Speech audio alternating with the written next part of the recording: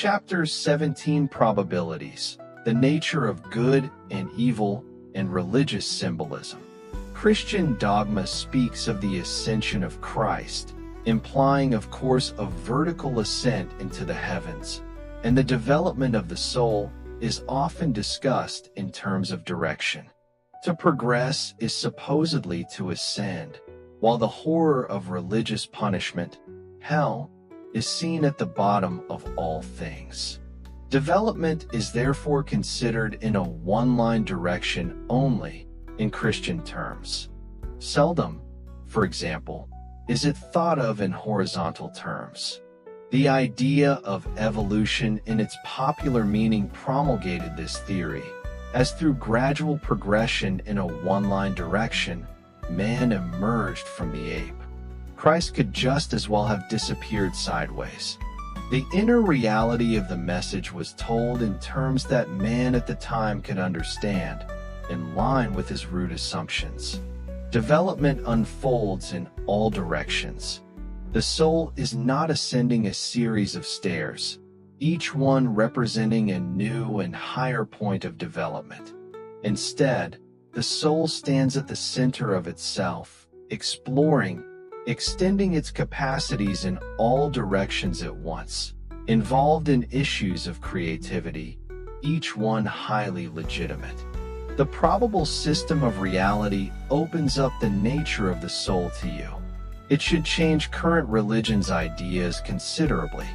For this reason, the nature of good and evil is a highly important point. On the one hand, quite simply and in a way that you cannot presently understand, evil does not exist. However, you are obviously confronted with what seem to be quite evil effects. Now it has been said often that there is a God, so there must be a devil, or if there is good, there must be evil. This is like saying that because an apple has a top, it must have a bottom, but without any understanding of the fact that both are a portion of the apple. We go back to our fundamentals. You create reality through your feelings, thoughts, and mental actions. Some of these are physically materialized, others are actualized in probable systems. You are presented with an endless series of choices, it seems, at any point, some more or less favorable than others. You must understand that each mental act is a reality for which you are responsible. That is what you are in this particular system of reality for. As long as you believe in a devil, for example, you will create one that is real enough for you, and for the others who continue to create him. Because of the energy he is given by others, he will have a certain consciousness of his own. But such a mock devil has no power or reality to those who do not believe in his existence, and who do not give him energy through their belief. He is, in other words, a superlative hallucination as mentioned earlier. Those who believe in a hell and assign themselves to it through their belief can indeed experience one, but certainly in nothing like eternal terms. No soul is forever ignorant. Now those who have such beliefs actually lack a necessary deep trust in the nature of consciousness, of the soul, and of all that is. They concentrate upon not what they think of as the power of good, but fearfully upon what they think of as the power of evil.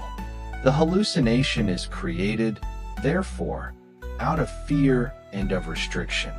The devil idea is merely the mass projection of certain fears, mass in that it is produced by many people, but also limited in that there have always been those who rejected this principle.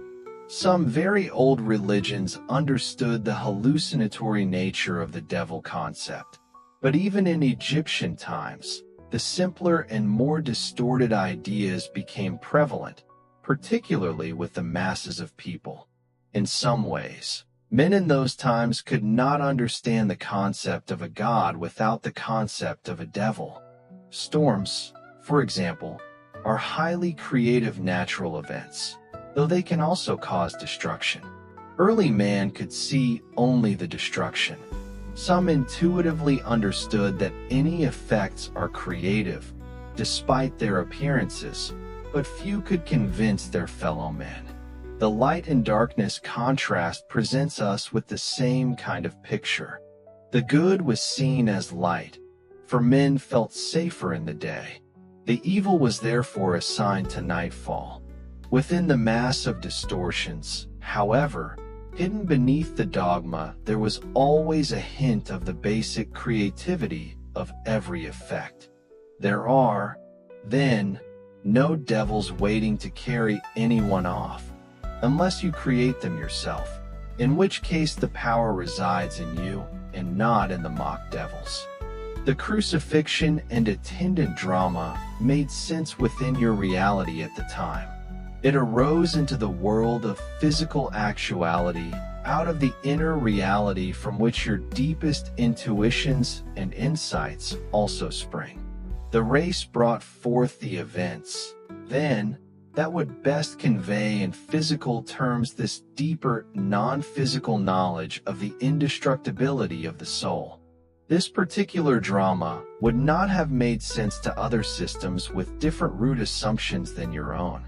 The symbolism of ascent or descent, or of light and dark, would be meaningless to other realities with different perceptive mechanisms. While your religions are built around an enduring kernel of truth, the symbolism used was craftily selected by the inner self in line with its knowledge of those root assumptions you hold as valid in the physical universe. Other information, in dreams for example, will also be given to you with the same symbolism, generally speaking. The symbolism itself, however, was simply used by the inner self. It does not inherently belong to inner reality. Many probable systems have perceptive mechanisms far different from your own.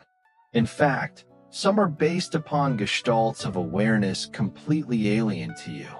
Quite without realizing it, your ego is a result of group consciousness, for example. The one consciousness that most directly faces the exterior world is dependent upon the minute consciousness that resides within each living cell of your body. And as a rule, you are only aware of one ego, at least at a time. In some systems, the individual is quite aware of having more egos than one, in your terms. The entire psychological organization is in a way richer than your own. A Christ who was not aware of this would not appear in such a system, you see. There are kinds of perception with which you are not familiar, worlds in which your idea of light does not exist, where almost infinite gradations of thermal qualities are absorbed in terms of sensation, not of light. In any of these worlds, the Christ drama could never appear as it appeared within your own. Now the same thing applies to each of your great religions, though as I have said in the past, the Buddhists come closer, generally speaking, to a description of the nature of reality.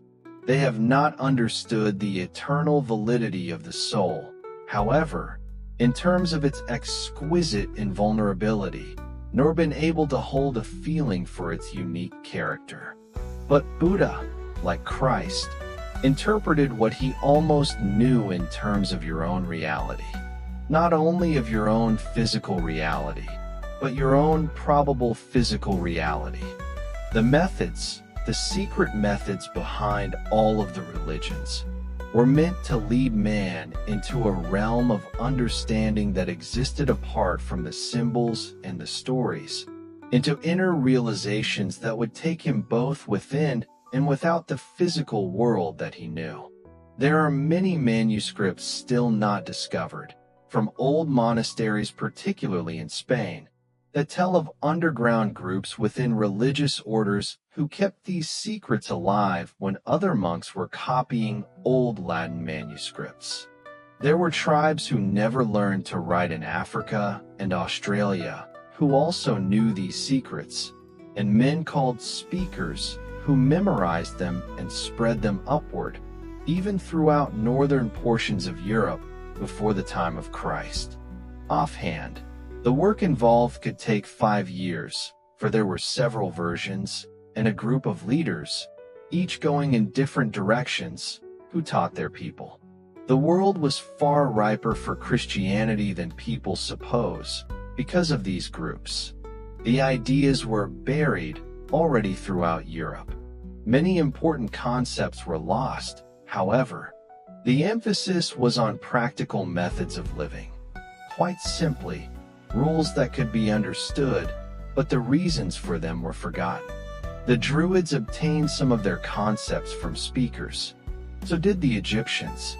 The speakers predated the emergence of any religions that you know, and the religions of the speakers arose spontaneously in many scattered areas, then grew like wildfire from the heart of Africa and Australia. There was one separate group in an area where the Aztecs dwelled at a later date, though the land mass was somewhat different then, and some of the lower cave dwellings at times were underwater. Various bands of the speakers continued through the centuries. Because they were trained so well, the messages retained their authenticity. They believed, however, that it was wrong to set words into written form, and so did not record them. They also used natural earth symbols, but clearly understood the reasons for this. The speakers, singly, existed in your Stone Age period and were leaders. Their abilities helped the cavemen survive. There was little physical communication, however, in those days between the various speakers, and some were unaware of the existence of the others. Their message was as pure and undistorted as possible. It was for this reason, however, through the centuries, that many who heard it translated it into parables and tales. Now, strong portions of Jewish scriptures carry traces of the message of these early speakers. But even here, distortions have hidden the messages. Since consciousness forms matter, and not the other way around, then thought exists before the brain and after it. A child can think coherently before he learns vocabulary, but he cannot impress the physical universe in its terms. So this inner knowledge has always been available, but is to become physically manifest, literally made flesh. The speakers were the first to impress this inner knowledge upon the physical system, to make it physically known. Sometimes only 1 or 2 speakers were alive in several centuries. Sometimes there were many. They looked around them and knew that the world sprang from their interior reality. They told others. They knew that the seemingly solid natural objects about them were composed of many-minute consciousnesses. They realized that from their own creativity they formed ideas into matter, and that the stuff of matter was itself conscious and alive. They were intimately familiar with the natural rapport existing between themselves and their environment, therefore, and knew that they could alter their environment through their own acts. Generally speaking, once a speaker, always a speaker in your terms. In some incarnations, the abilities might be used so powerfully that all other aspects of the personality remained in the background. At other times, the capacities might be timidly used. The speakers possess an extraordinary vividness of feeling and thought projection. They can impress others with greater import through their communications. They can move from inner to outer reality with easy ability. They know instinctively how to use symbolism. They are highly creative on an unconscious level, constantly forming psychic frameworks beneath normal consciousness that can be used both by themselves and others in dream and trance states. They often appear to others in the dream condition, and they help dreamers in the manipulation of inner reality. They form images with which the dreamers can relate, images that can be used as bridges and then as gateways into kinds of consciousness more separated from your own. The symbolism of the gods, the idea of the gods on Olympus, for example, the crossing over point at the river Styx, that kind of phenomenon was originated by the speakers. The symbolisms and frameworks of religion, therefore, had to exist not only in the physical world, but also in the unconscious one. Outside of your own framework, houses as such or dwellings as such are not needed, and yet in trance encounters or dream encounters with other realities, such structures are frequently seen. They are transformations of data into terms that will be meaningful to you. After death, for example, an individual may continue to create these. Masses of individuals may, until they realize that the frameworks are no longer necessary. The speakers were not confined in their activities, therefore, to waking consciousness. In all periods of your time, they went about their duties both in the waking and sleep state. Much of the most pertinent information, in fact, was memorized by trainees during the dream condition and passed on in the same manner. These unwritten manuscripts, therefore, were also illustrated, so to speak, by dream journeys or field trips into other kinds of reality. Such training still goes on. The particular psychic or story framework may vary. For example, conventional images of the Christian God and the saints may be utilized by the speakers, with all of this highly vivid. The dreamer may find himself then in a magnificent harem, or instead in a brilliantly illuminated field or sky. Some speakers confine their abilities to the dream state, and, waking, are largely unconscious of their own abilities or experience. Now it is meaningless to call such dreams or dream places hallucinations, for they are representations of definite, objective realities that you cannot perceive as yet in their own guise. The Egyptian religion was largely based upon the work of the speakers, and great care was given to their training. The outward manifestations given to the masses of the people became so distorted, however, that the original unity of the religion finally decayed. However, efforts were being made then to map inner reality in ways that have not been attempted since. It is true that in the dream state and in some other levels of existence close to your own, there is strong individual play in the creation of images and a magnificent use of symbolism, but all of this takes place, again, in an objective, definite environment, an environment whose characteristics make such phenomena possible, a field of activity, then, with its own rules. Now the speakers are familiar with those rules and often serve as guides. They have at times worked within organizations as in Egypt, where they worked through the temples and became involved with the power structures. As a rule, however, they are far more solitary. Because of the true simultaneous nature of time, they are, of course, speaking to all of your age at once through their various manifestations. On occasion, they also serve as mediators, introducing to each other two incarnations of one personality.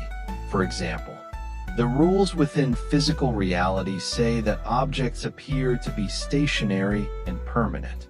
The rules of other realities are often far different, however. The nature of mental activities will follow different lines, and continuity, in terms of time, will not exist.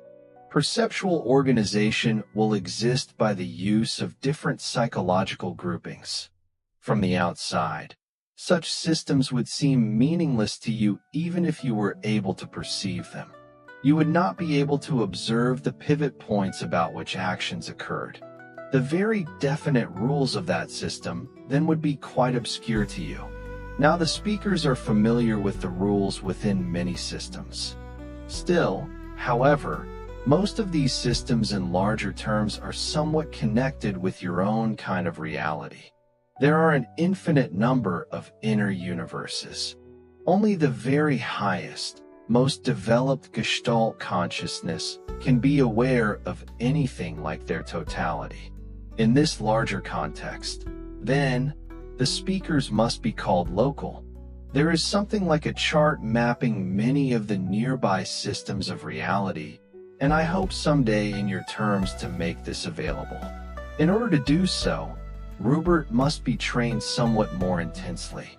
There are points of coincidence where under certain conditions entry may be made from one of these systems to the other. They need not exist separately in space as you know it, of course. These are called coordination points, where one camouflage merges into the other. Some of these are geographical in your system, but in all cases, a tuning in of consciousness is a necessary preliminary.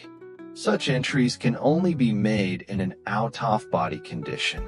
Each individual in his dreams has access to the information possessed by the speakers. There are adjacent states of consciousness that occur within the sleep pattern that cannot be picked up by your EEGs, adjacent corridors through which your consciousness travels. The higher centers of intuition are activated while physically oriented portions of consciousness remain with the body. The absent portion of the self cannot be traced through brain patterns, though the point of its departure and the point of its return may show a particular pattern. The timeout itself, however, will not be detected in any way, the tracing showing only whatever characteristic pattern was being given immediately before departure. Now this happens in every night's sleep.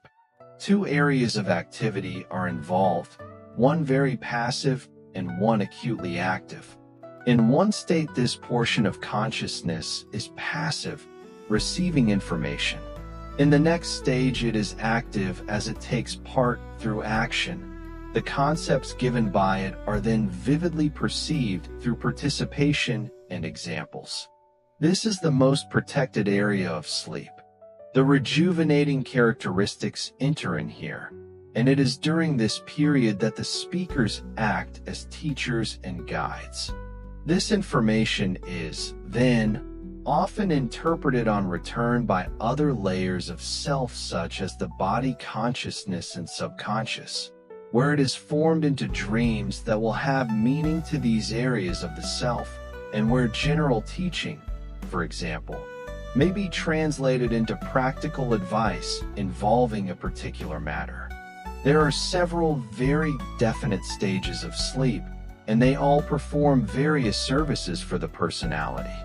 They are also signals for different layers of consciousness, realization, and activity. They are accompanied by some physical variations, and there are some variations having to do with age. In our next chapter, we'll speak of these in some detail. For now, it is sufficient to realize that specific steps, definite alterations, occur as consciousness is shifted from the exterior to the interior reality, and that these changes are not random, that consciousness leads through a very predictable route to its many destinations. Through the ages, the speakers have taught dreamers how to manipulate in these other environments. They have taught them how to bring back information that could be used for the good of the present personality. According to the intent, present purpose, and development, an individual may be aware of these travels to varying degrees.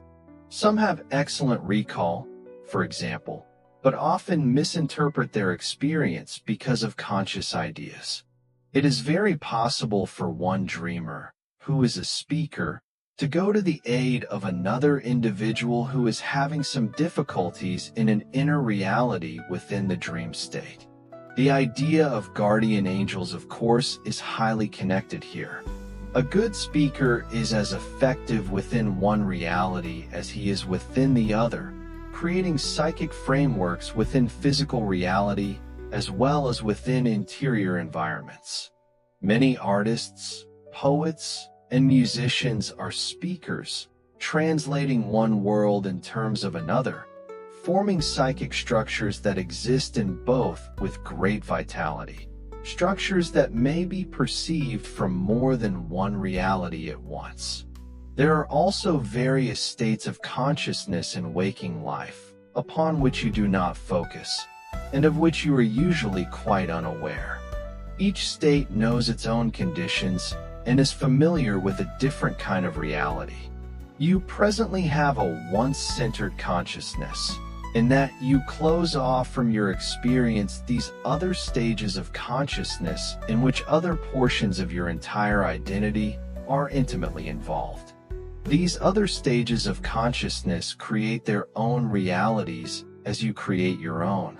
The realities are, therefore, byproducts of consciousness itself. If you could become aware of these, they might appear to be other places to you, rather than realms or fields of different kinds of activities. If you probe into these realms, you will be forced to perceive them with the rude assumptions of your own system, translating feelings of warmth and comfort, for example, into images of warm shelters or buildings, or feelings of fear into images of demons.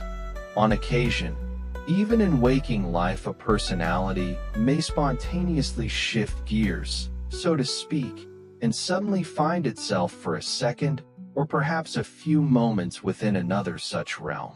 Disorientation usually occurs. There are those who do this quite deliberately with training, but often they do not realize that they are interpreting the experiences they have with the values of their home consciousness. All of this is not as esoteric as it might seem. Almost every individual has had bizarre experiences with consciousness and knows intuitively that their greater experience is not limited to physical reality. Most dreams are like animated postcards brought back from a journey that you have returned from and largely forgotten. Your consciousness is already oriented again to physical reality. The dream, an attempt to translate the deeper experience into recognizable forms. The images within the dream are also highly coded and are signals for underlying events that are basically not decipherable. The speakers help you in the formation of dreams, which are indeed multidimensional artistic productions of a kind, dreams existing in more than one reality, with effects that dissect various stages of consciousness that are real, in your terms, to both the living and the dead, and in which both the living and the dead may participate. It is for this reason that inspiration and revelations are so often a part of the dream condition. Divorced from physical focus, you are in a better position to hear the speakers, to translate their instructions, to practice with the creation of images, and to be guided in the methods of maintaining the health of the physical body. In the most protected areas of sleep, the apparent barriers between many layers of reality vanish. You are aware, for example, of some probable realities. You choose which probable acts you want to actualize in your system. You follow other probable acts through in the dream state. You do this individually, but you also do it en masse on national and global levels. Consciousness at different levels or stages perceives different kinds of events. In order to perceive some of these, you have only to learn to change the focus of your attention from one level to another. There are minute chemical and electromagnetic alterations that accompany these stages of consciousness, and certain physical changes within the body itself in hormone production and pineal activity. You usually glide from wakefulness through to sleep without ever noticing the various conditions of consciousness through which you pass. Yet there are several. First, of course, with various degrees of spontaneity, there is the inward turn of consciousness away from physical data, from worries and concerns of the day. Then there is an undifferentiated level between wakefulness and sleep where you act as a receiver, passive but open, in which telepathic and clairvoyant messages come to you quite easily. Your consciousness can seem to float. There are varying physical sensations, sometimes of growing large, sometimes of falling. Both sensations are characteristic of moments in which you almost catch yourself, almost become aware of this undifferentiated area, and then translate some of its experiences into physical terms. The sensation of largeness, for example, is a physical interpretation of the psychic expansion. The feeling of falling is an interpretation of a sudden return of consciousness to the body. This period can last for only a few moments, for half an hour, or can be returned to. It is a cushioning, supportive, and expansive stage of consciousness. Suggestions given during this time are highly effective. Following this period, there is an active state that can occur of pseudo-dreaming, where the mind busies itself with physical concerns that have managed to cling through the first two stages. If these are too vigorous, the individual may awaken. This is a vivid, intense, but usually brief stage. Another undifferentiated layer follows, this time marked quite definitely by voices, conversations, or images, as consciousness tunes in more firmly to other communications. Several of these may compete for the individual's attention. At this point, the body is fairly quiet. The individual will follow one or another of these inner stimuli to a deeper level of consciousness and form into light dreams the communications he is receiving. Somewhere during this time, he will go into a deeply protected area of sleep, where he is at the threshold to other layers of reality and probabilities. At this point, his experiences will be out of all context to time as you know it. He may experience years, though only minutes have passed. He will then return toward physical reality in an area marked as REM sleep by your scientists, where physically oriented dream productions will be created, putting the knowledge he has gained into use. The cycle would then be repeated. Almost the same kinds of fluctuations and stages occur even when you are waking, however, though you are even less aware of them, because then the egotistical self acts quite purposefully to blanket out these other areas of experience. The precise stages are present beneath waking awareness, however, and with the same chemical, electromagnetic, and hormonal fluctuations. You simply are not aware of what your consciousness is doing. You cannot yourselves keep track of it for 5 full moments of your time. The dimensions of it can only be sensed by those determined enough to take the time and effort required to journey through their own subjective realities. Yet intuitively, each individual knows that a part of his experience escapes from him all the time. When you suddenly cannot remember a name that you should know, you have in essence the same kind of feeling of which you are always subconsciously aware. The purpose of the speakers is to help you correlate and understand this multidimensional existence, and to bring as much as possible of it to your conscious attention. Only by learning to feel, or sense, or intuitively perceive the depths of your own experience can you glimpse the nature of all that is. By becoming more aware of your consciousness as it operates in physical life, you can learn to watch it as it manipulates through these other less familiar areas. Probable realities are only probable to you because you are not aware of them. These stages of consciousness are all a part of your own reality. A knowledge of them can be most useful. You can learn to shift gears, stand aside from your own experience, and examine it with much better perspective. You can prepare questions or problems, suggesting that they be solved for you in the sleep state. You can suggest that you will speak with distant friends or convey important messages that you cannot convey verbally. Perhaps you can bring about reconciliations, for example, at another layer of reality, though you cannot do so in this one. You can direct the healing of your body, telling yourself that this will be accomplished by you at one of the other levels of sleep consciousness, and you may ask for the aid of a speaker to give you any necessary psychological guidance that is needed to maintain health. If you have particular conscious goals, and if you are reasonably certain that they are beneficial ones, then you can suggest dreams in which they occur, for the dreams themselves will hasten their physical reality. Now, unconsciously, you do many of these things. You often go back in time, so to speak, and relive a particular event so that it has a different ending, or say things that you wish you had said. A knowledge of one state of consciousness can help you in other states. In a light trance, the meaning of dream symbols will be given if you ask for them. The symbols may then be used as methods of suggestion that will be tailored for you personally. If you discover, say, that a fountain in a dream represents refreshment, then when you are tired or depressed, think of a fountain.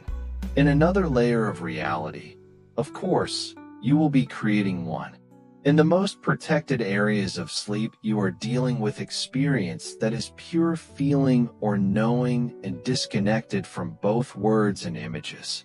As mentioned, these experiences are translated into dreams later, necessitating a return to areas of consciousness more familiar with physical data.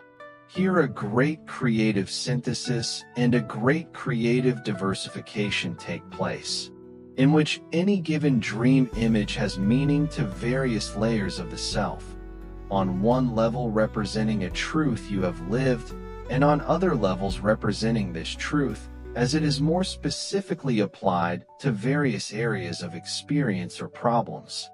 There will be a metamorphosis, therefore, of one symbol turning into many, and the conscious mind may only perceive chaos of various dream images, because the inner organization and unity is partially hidden in the other areas of consciousness through which the reasoning mind cannot follow. The unconscious and subconscious areas, however, are aware of much more of this information than the ego, for it receives only the minute residue of dream material as a rule.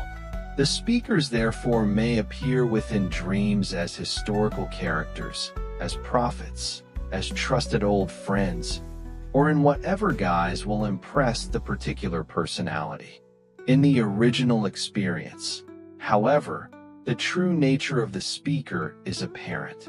The production of dreams is as sophisticated an endeavor as is the production of the objective life of a given individual. It is simply living on different terms. These various stages of consciousness and fluctuations of psychic activity can also be examined through direct experience from the waking state. In the following chapter, we will let you become more aware of these ever-active portions of your own reality. Perception is creation. Thanks for bringing these images to life. Like and follow to explore together.